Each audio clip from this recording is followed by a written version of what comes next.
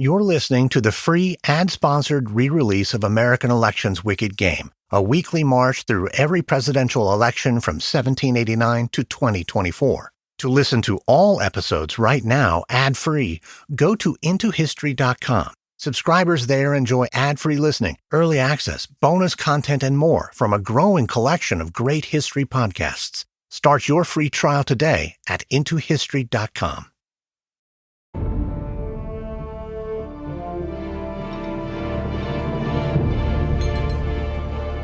It's Sunday, May 1st, 1803, at the Palais des Tuileries near the Louvre in Paris, France. It's just after dinner, and in the salon, the palace guests mingle, foreign dignitaries, French diplomats, and Paris's power brokers. Among them, James Monroe, the U.S. Special Commissioner to France. Monroe is in Paris to help secure the Louisiana Territory for the U.S. As Monroe takes in his lush surroundings, Jefferson's words echo in his head. All eyes, all hopes are now fixed on you.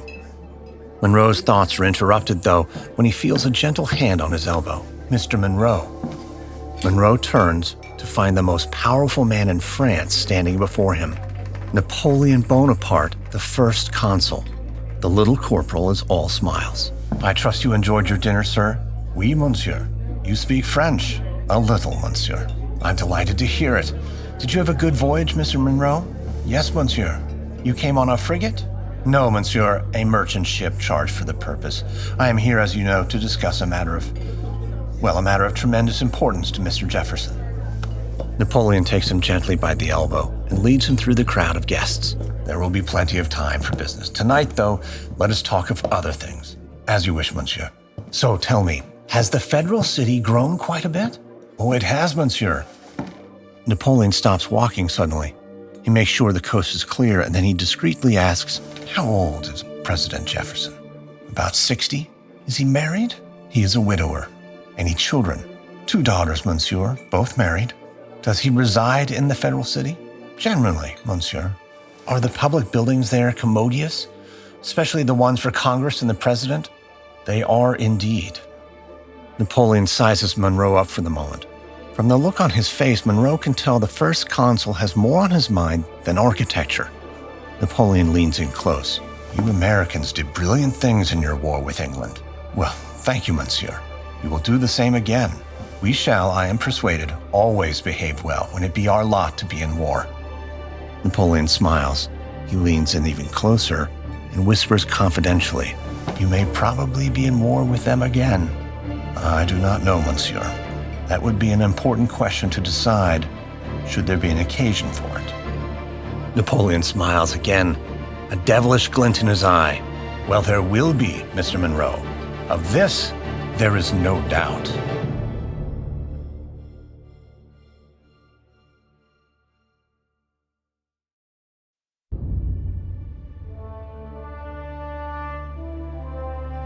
From Airship, I'm Lindsey Graham, and this is American Elections Wicked Game.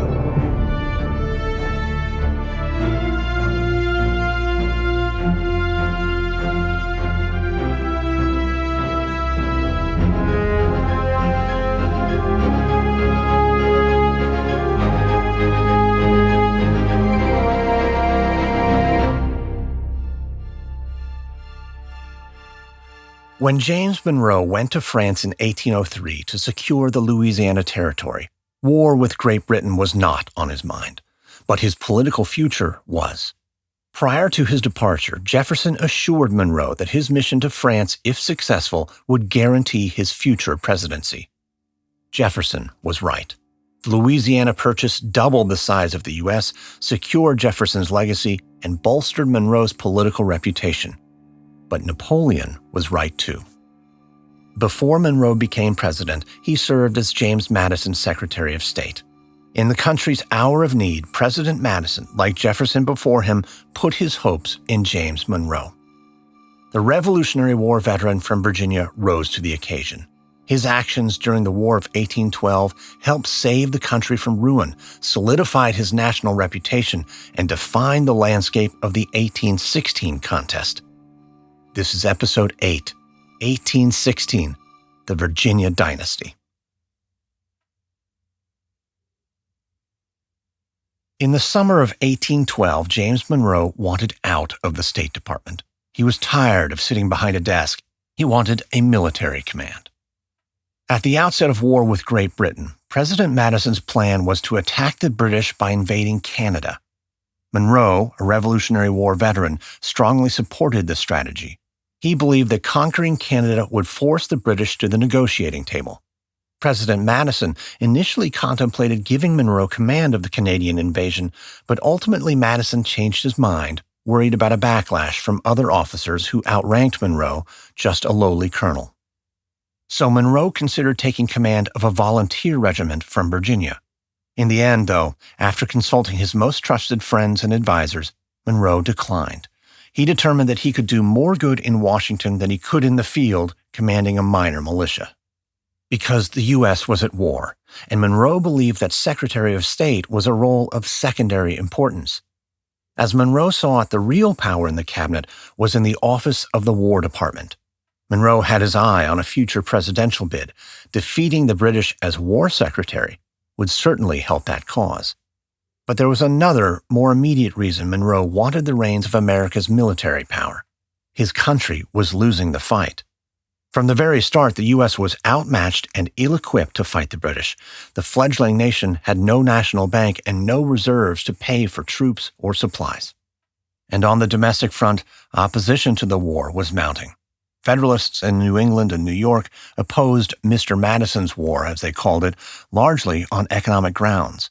Legislatures in states like Massachusetts and Connecticut even refused to provide militias for the cause. On its surface, Madison's strategy of taking Canada was a sensible one that played into America's advantages. American troops were already on North American soil. They could mobilize quickly and easily get the best of a poorly defended Canada. But in the attempt to carry out Madison's plan, the U.S. suffered a series of crippling defeats. In August of 1812, the British conquered Detroit. American General William Hull, fearing a massacre of his troops, surrendered without firing a single shot, thus giving the British control of Lake Erie and the entire Michigan Territory. This embarrassing surrender of Detroit fanned the already growing anti-war sentiment all across the country. Secretary of State James Monroe called General Hull's leadership weak, indecisive, and pusillanimous. Monroe wrote to Kentucky Senator Henry Clay, "I most sincerely wish that the President could dispose of me at this juncture in the military line. I would, in a very few days, join our forces assembling beyond the Ohio." And so Monroe went to Madison, asking for a military command so that he might ride into battle and recover lost ground, but Madison denied him. A few months later, after Madison's current Secretary of War resigned, Monroe was named Acting Secretary of War. Monroe and Madison both hoped the War Office appointment would be permanent, but Congress had other plans in mind. In January of 1813, one Federalist politician declared on the floor of the House that it was a curious fact that for these 12 years past, the whole affairs of this country have been managed under the influence of 2 Virginians. It was clear that Madison intended to make a 3rd Virginian, Monroe, his successor. But many had grown wary of the so-called Virginia Dynasty, started by Thomas Jefferson and carried forward by James Madison. This Virginia fatigue was prevalent in both parties. The Federalists and their opponents, the Democratic Republicans, or as they often called themselves, just Republicans. As a result, members of Congress were reluctant to do anything that would help Monroe position himself for the presidency, including confirming him as Secretary of War. Once it became clear that Monroe would likely not be confirmed by the Senate, Madison was forced to go into a different direction. As a consolation, Madison promised Monroe a military command, Lieutenant General in command of the Northern Army. But Monroe's replacement, Secretary of War John Armstrong, complicated matters, because Armstrong had presidential ambitions of his own. And in an attempt to deny Monroe any further glory, Armstrong convinced President Madison to rescind the promise he made to Monroe, who would for the foreseeable future remain at the State Department, watching from Washington as a bad start to the war turned worse. It's August 9, 1814, on the Potomac River just off the shore of Virginia. American agent John Stuart Skinner stands on the deck of a British warship, the HMS Albion. Before him stands a notoriously cruel British officer, Rear Admiral George Cockburn. The papers call him the Great Bandit, but American sailors call him by another name more befitting his barbarous nature, Attila the Hun. But Skinner is not in immediate danger. He's been on board Cockburn's ship many times before, and he's always been given safe passage. Still, Skinner knows Cockburn's a dangerous man, so he proceeds with caution. Admiral Cockburn, a pleasure, as always. The pleasure is mine, as always. How are you, Skinner? I have no complaints, Admiral. May I offer you something to eat or drink? No, thank you. You're always welcome on my ship, Skinner. As far as Americans go, I find you tolerable. Thank you, Admiral. Skinner is no stranger to Admiral Cockburn or his droll sense of humor. Skinner is America's official prisoner of war agent, carrying communications between the U.S. and the British, and dealing with men like Admiral Cockburn is his job. Skinner's here today to deliver official communications from the State Department. These are for you, Admiral. Dispatches from Secretary Monroe. Excellent. I have something for the Secretary as well. With a devilish grin, Cockburn hands Skinner a stack of newspapers. These are for Secretary Monroe, sir? Yes. I thought Mr. Monroe might like to read the musings of the British press on the subject of Mr. Madison's war. Needless to say, the British papers feel the prospects for peace are discouraging. Any news from the front? The fighting in July was severe, on the Niagara frontier in particular. They say the battles at Chippewa and Lundy's Lane are the bloodiest of the war to date. You see? Discouraging. There is cause for hope, Admiral. Peace talks have begun. Cockburn can hardly contain his laughter. Oh, I know the British commanders in Ghent. They're a pitifully mediocre lot. I wouldn't hold out much hope. There is always hope for peace, sir. Certainly Mr. Madison has demonstrated his mind on that subject. Though it's Mr. Monroe's mind that interests me the most. Tell me, Mr. Skinner, how does your Secretary of State feel about the state of the war? Does he desire Mr. Madison's peace? I can't say, Admiral. I only know that Mr. Madison has high hopes for an amicable end to this bloody conflict.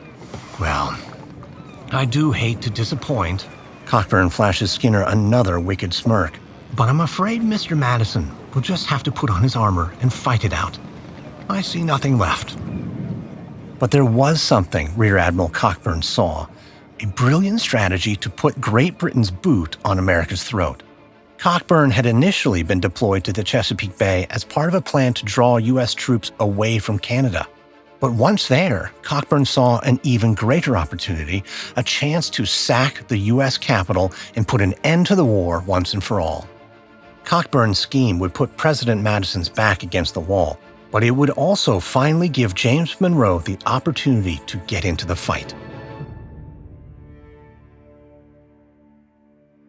On July 17, 1814, Cockburn had submitted to his superiors a secret plan to capture the capital of the United States. Under President Madison, or Little Jemmy as Admiral Cockburn liked to call him, the U.S. was on the verge of collapse. Cockburn wrote to his commander, "It is quite impossible for any country to be in a more unfit state for war than this now is." In August of 1814, the British fleet sailed into Chesapeake Bay and landed thousands of troops on the shores of Maryland, less than 50 miles southeast of Washington. In response, James Monroe sent an urgent message to Secretary of War John Armstrong. Monroe urged Armstrong to evacuate the capital and remove all essential documents and personnel. Armstrong rejected Monroe's recommendation.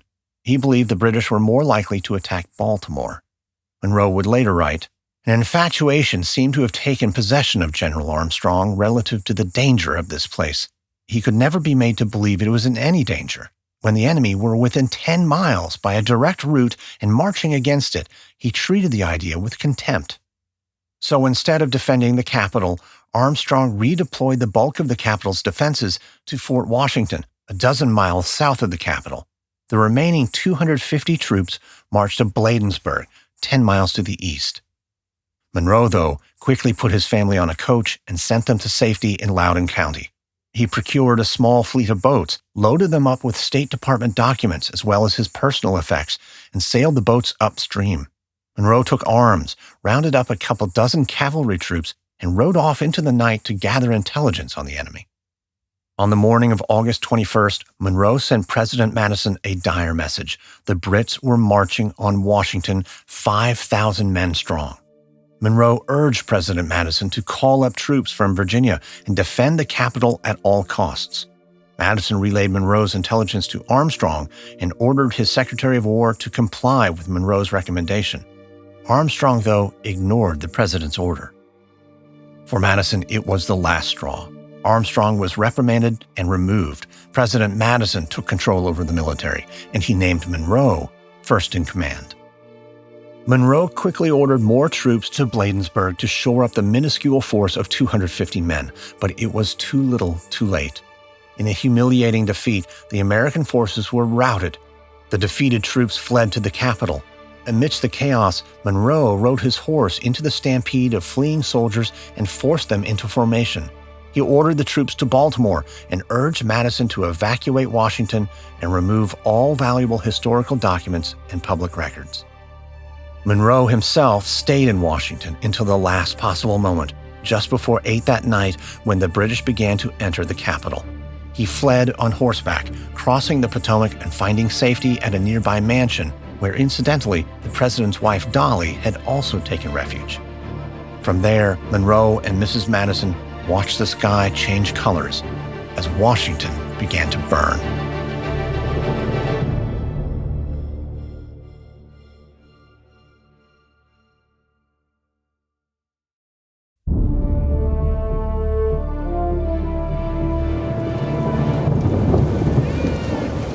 It's August 28, 1814, in Washington. The British have left the capital behind due to inclement weather. President Madison and his newly appointed Secretary of War pro tem, James Monroe, assess the damage. The president's house is destroyed. Civilian homes are burnt to the ground. The dome of the Capitol building is reduced to a smoldering pile of ashes. A steady stream of citizens pour into the city, fleeing the wrath of nearby British forces outside. A group of civilians run up to Madison, wide-eyed and fearful. Among them, a federal employee named Dr. William Thornton. "Mr. President, may I have a word, sir?" Monroe looks to Madison, who shrinks away from Thornton. The president seems shattered and woebegone, shaken to his core. Still, Madison musters a controlled reply. "Of course. How can I be of service? Fort Washington has fallen, Mr. President. General Winder surrendered to the British without firing a single shot. The British will march again on the capital, sir, and we shall muster our forces and defend it." Thornton swallows his tongue, but Madison can see he has something to say. "Speak your mind, sir." "As the only federal employee who remained in the capital during the British invasion, I speak with the authority of the citizenry. Mr. President, the people of Washington request that you dispatch a deputation of citizens to speak with the commander of the British squadron." "For what purpose?" "To surrender the capital, sir." Monroe winces in disgust. For him, surrender is not an option. He looks again at Madison, but he is unsure of what next to say.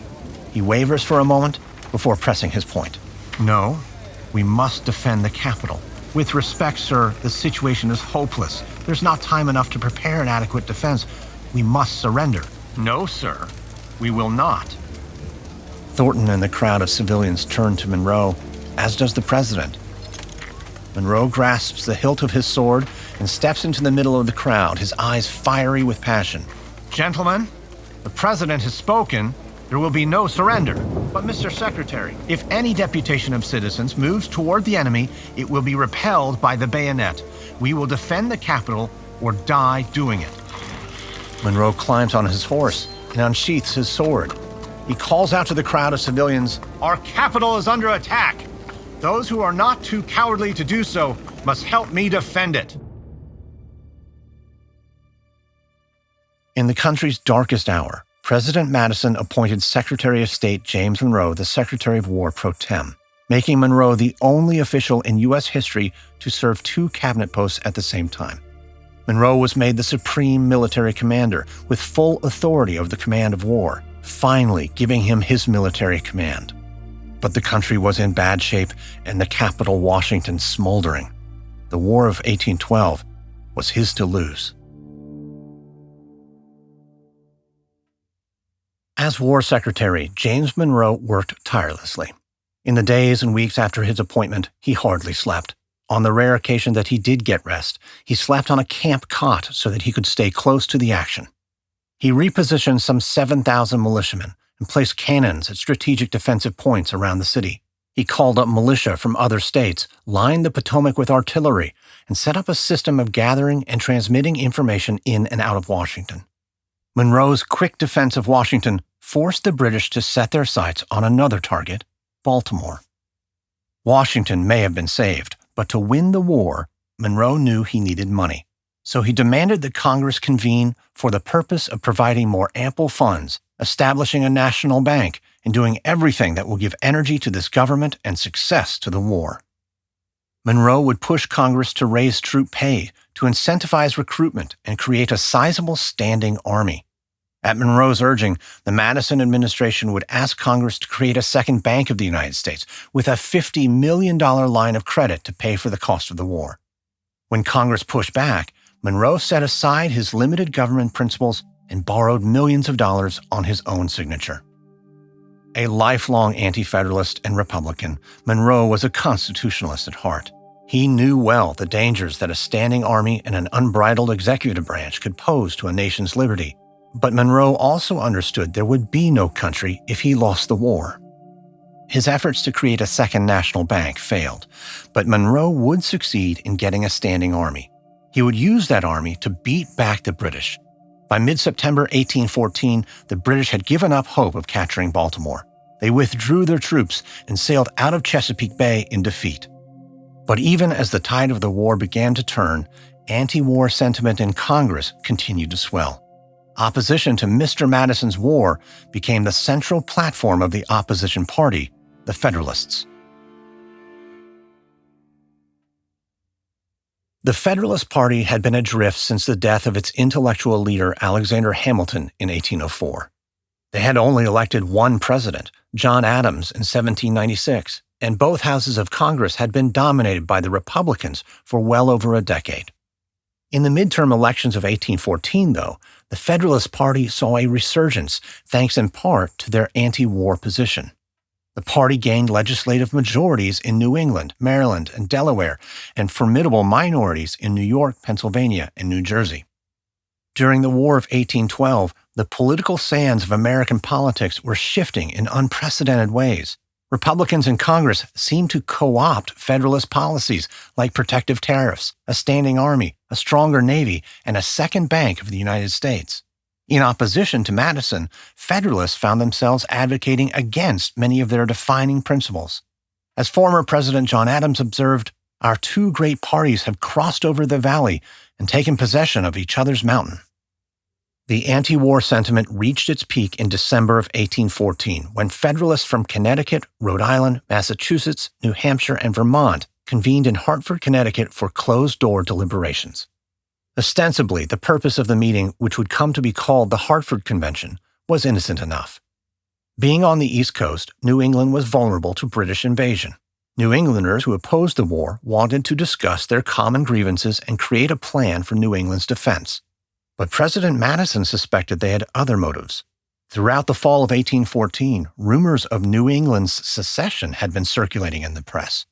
President Madison feared New England might band together, secede from the Union, and negotiate a separate peace with Great Britain. James Monroe shared Madison's concern. In an effort to keep tabs on the convention, Monroe sent an agent, Colonel Thomas Jessup, to spy on the men convening there and report back on any secessionist activities. Monroe also sent a warning to the governor of New York, telling him to call up the militia and have them make ready to march on Hartford. Less than a week after the convention began, Monroe received a report from Jessup. According to his agent, the pro-secession Federalists were a minority. They lacked the necessary support to constitute a legitimate threat. Monroe promptly ordered the New York militia to stand down.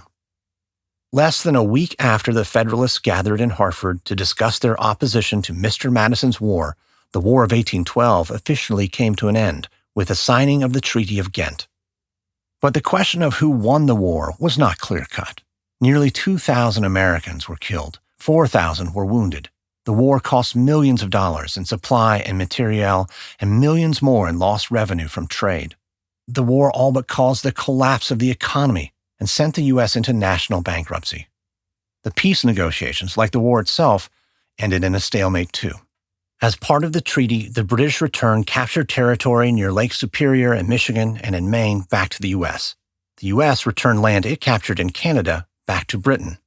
Nearly everything was back to where it was before the war began. Still, Madison had beaten back the British invasion, and the American people relished in the perceived victory. The U.S. had once again defeated the most powerful nation on earth in what many Americans dubbed the Second War of Independence. So Madison declared victory and rode a wave of popular opinion. His political opponents, the Federalists, found their opposition to the war suddenly unpopular, and their talk of secession at the Hartford Convention turned public favor even further against them, branding the party as traitors. The blowback was so severe that in the end, the Federalists didn't field a national candidate in the election of 1816. What little effort they did muster went towards selecting Rufus King, the former senator from New York, as their candidate. But King knew he didn't stand a chance. In one letter, he would write, "The Federal Party, in the sense of a party aiming at political power, no longer exists."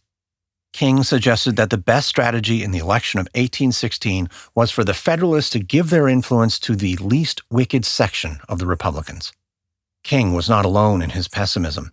In May of 1816, the editor of the Richmond Enquirer wrote, "Why waste your talents in fruitless opposition? The sun of the Federal Party has set forever." In King's mind, and in the minds of many Federalists, the party's anti-war stance had united the people and the many factions of the Republican Party permanently against them. But if the Republicans were united against the Federalists, they were not united in their vision of the country's future. After 16 years of leadership under 3 Virginian presidents, many Republicans were ready for the Virginia dynasty to end. Nowhere was this sentiment stronger than in the country's most populous state, New York. So if Virginian James Monroe wanted to secure his party's nomination, he would have to unite multiple factions behind him and overcome growing opposition in the key battleground state of New York. In this fight for the White House, Monroe would get a helping hand from a state senator from New York and future president, Martin Van Buren. By the mid-1810s, New York was tired of playing second fiddle to Virginia. So New York Republicans put forward a candidate of their own, Daniel D. Tompkins, a popular New York politician who had acquitted himself well as the wartime governor of New York. But even for a popular candidate like Governor Tompkins, the path to securing the support of the New York Republicans was rocky. One New York congressman, Jonathan Fisk, had serious concerns about Tompkins, writing to a colleague that Governor Tompkins was too young and volatile, lacking the gravity, dignity, and grave responsibility of that elevated station. Still, Tompkins was hugely popular in his state, and in spite of the many reservations, a large voting bloc of New York Republicans threw their support behind him for president. The leader of this pro-Tompkins coalition was State Senator Martin Van Buren, a brilliant political tactician whose schemes and ploys on the campaign trail would earn him the nickname the Little Magician.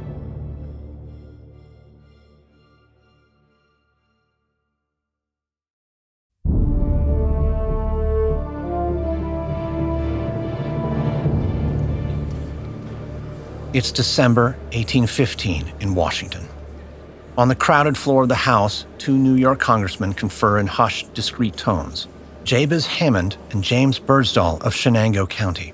Mr. Birdsall, what are your thoughts on a Monroe presidency? Well, I, for one, have had my fill of a Virginian in the White House. You? Yes. The only question is, who can defeat him?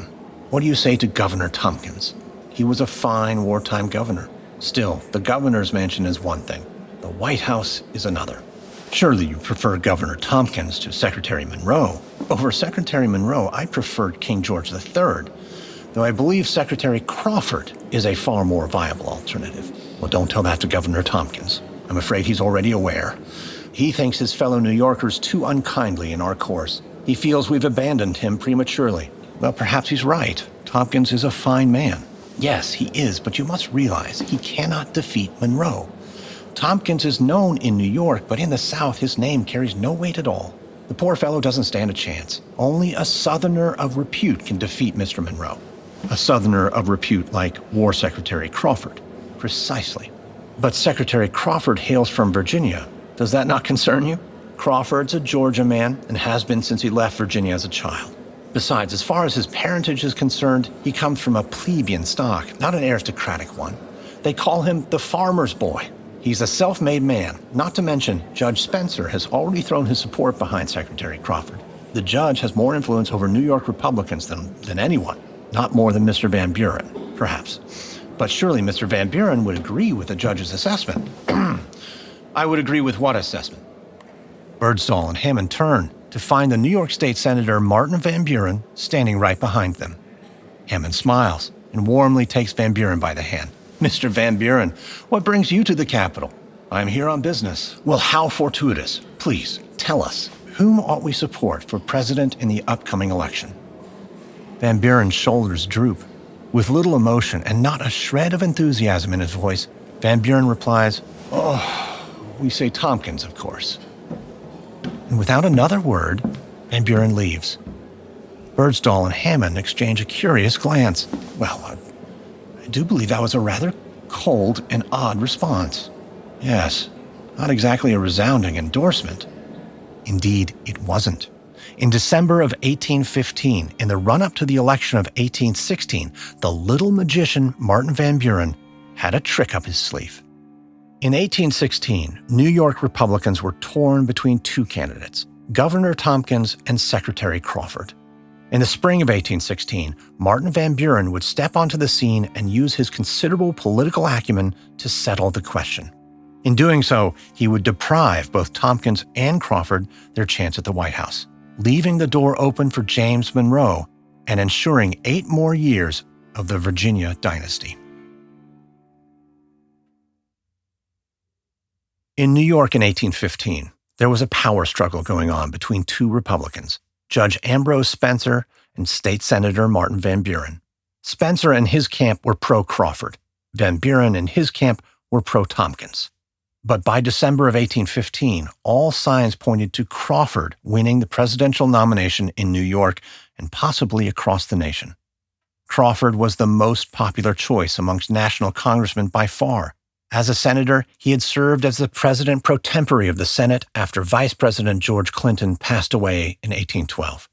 He had served with dignity as the U.S. Minister to France before being appointed Madison's war secretary in August of 1815.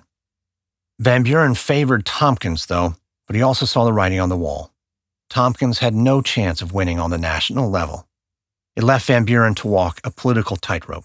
If he abandoned Tompkins and tried to bring forward a different candidate, his own pro-Tompkins supporters would probably turn on him, leaving him a general without an army. Publicly supporting Monroe was a non-starter because of the prevailing anti-Virginia sentiment in New York. And if Van Buren supported Crawford, he would be bowing to the will of Judge Spencer, his rival, and a man he called arrogant and vindictive. In the end, Van Buren decided that a James Monroe presidency was better than giving Crawford the White House and giving Judge Spencer dominion over him in New York.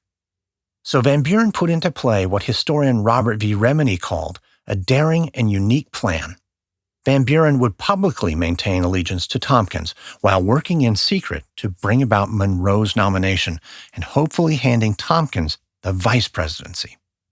To achieve this, Van Buren played both sides. According to one congressman, in New York, Mr. Van Buren was ardent in the support of Tompkins. At Washington, to say the least, he was philosophically calm and cool. On February 14, 1816, the New York State Legislature met in Albany. There, the little magician worked his magic. The state legislature passed resolutions opposing Crawford and instead threw their support behind Tompkins. 3 days later, that same legislature created a committee to determine if Tompkins could win the presidency. Their conclusion was grim. Tompkins had no chance on the national level. But if he withdrew from the race and his supporters united with William Crawford, Monroe would likely not be elected. As a result of these findings, a pro-Crawford resolution almost made it to the floor of the New York legislature. But Van Buren supporters shot it down, abruptly ending the legislative session before the resolution could be adopted. While Van Buren was pulling the strings in New York, in Georgia, William Crawford was growing wary of the idea of even running for president, especially against Madison's heir apparent James Monroe. Crawford had told one New York congressman that he only wished to put his name forward for the presidency if New York's support was guaranteed. When he learned that New York might go the way of Tompkins, Crawford withdrew from the race, telling his colleagues in Georgia to make his decision known to the press. Van Buren, upon learning of Crawford's decision, wrote to a colleague, "I had no hesitation in communicating it to my friends here." But Crawford's supporters did not stop pushing his candidacy. In February 1816, a group of anti-Virginia congressmen met in Washington to devise a way to secure the nomination for Crawford. But Crawford wanted no part of it. He was worried that openly campaigning against Monroe was a losing proposition and would hurt his chances at future elections. Crawford and his supporters struck a deal. Crawford would allow them to vote for him as long as they promised to make clear to the press that he did not want to be elected and had taken no part in his name being brought forward. When the National Republican Caucus met in March of 1816, Monroe won the nomination over Crawford 65 to 54, a margin of 11 votes. Governor Tompkins was nominated for the vice presidency. Crawford's supporters did not make good on their promise, though. No statement was ever issued to the press on Crawford's behalf, and Crawford would write, "I think I have serious cause for complaint against my particular friends." In Washington, James Monroe was little more than a casual observer to the drama happening in New York. Like his predecessors, Monroe did not openly campaign for president. Neither did the de facto Federalist candidate Rufus King, whose Federalist Party did not even hold formal nominations or launch an official campaign. On December 4, 1816, when the presidential electors met, Federalists from a handful of states hopelessly cast their votes for King, but James Monroe won handily, 183 to 34. Though Rufus King lost, he still made history. He would be the last ever Federalist to win an electoral vote for the office of the president. Secretary Crawford maintained that the election of 1816 was clearly in my reach if I had been ambitious of it. To a certain extent, he might be right. New York might have decided the election in Crawford's favor were it not for Martin Van Buren's political maneuverings. Van Buren's scheme helped Monroe take the White House, secured another 8 years of the Virginia Dynasty, and ushered in what would come to be known as the Era of Good Feelings. But the Era of Good Feelings was a misnomer. As president, Monroe would largely continue President Madison's economic policies, the reinstatement of a national bank, protective tariffs, and government-funded improvements. These policies, which had once been the foundational principles of the Federalists, would be fully co-opted by the Republican Monroe. The backlash in his own party would be severe. During Monroe's first term, he would face a bitterly divided Republican Party and a devastating economic crisis. The old Republican Federalist order, known as the First Party System, would topple. In its place, a new political system, but the same political clashes. This is Episode 8 of American Election's Wicked Game, 1816, the Virginia Dynasty.